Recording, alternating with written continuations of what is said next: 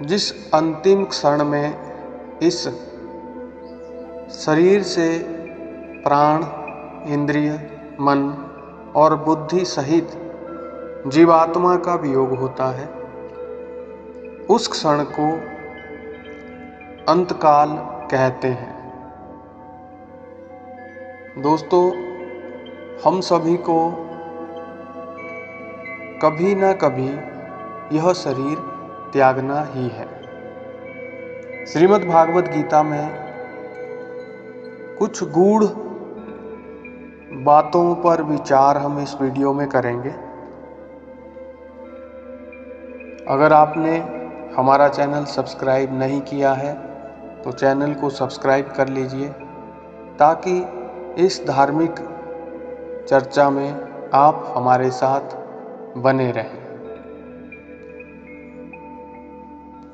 श्रीमद् भागवत गीता के 8वें अध्याय में भगवान श्री कृष्ण अर्जुन से कहते हैं,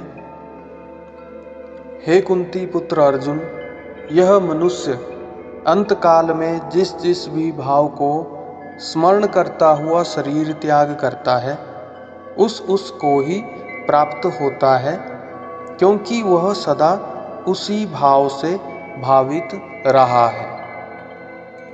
भाव शब्द यहाँ पर ईश्वर, देवता, मनुष्य, पशु, पक्षी, कीट, पतंग, वृक्ष, मकान, जमीन आदि जितने भी चेतन और जड़ पदार्थ हैं, उन सब का नाम भाव है।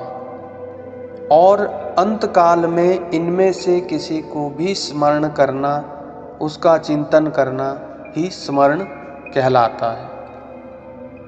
मनुष्य जो कुछ भी कर्म करता है, वह संस्कार रूप से उसके अंतःकरण में अंकित हो जाते हैं। इस प्रकार के असंख्य कर्म, संस्कार अंतःकरण में भरे रहते हैं। इन संस्कारों के अनुसार ही गीता में जिस समय जैसा सहकारी निमित्त मिल जाता है, वैसी ही उनके भक्तों के क्या क्या प्रकार होती है।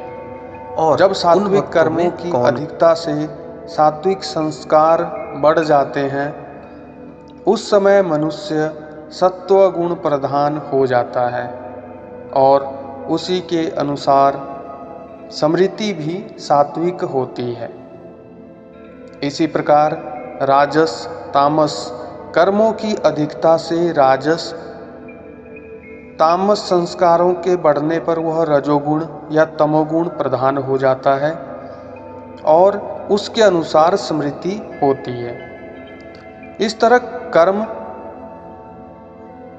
गुण और स्मृति, इन तीनों की एकता के कारण ही भावी योनि की प्राप्ति होती है या ये हेतु बनते हैं। हम अपनी इस धार्मिक चर्चा को जारी रखेंगे। इस वीडियो में अभी विराम देते हैं। आपने अगर हमारे चैनल को सब्सक्राइब नहीं किया है तो चैनल को सब्सक्राइब कर लीजिए और धार्मिक यात्रा में हमारे साथ बने रहिए। जय श्री कृष्ण।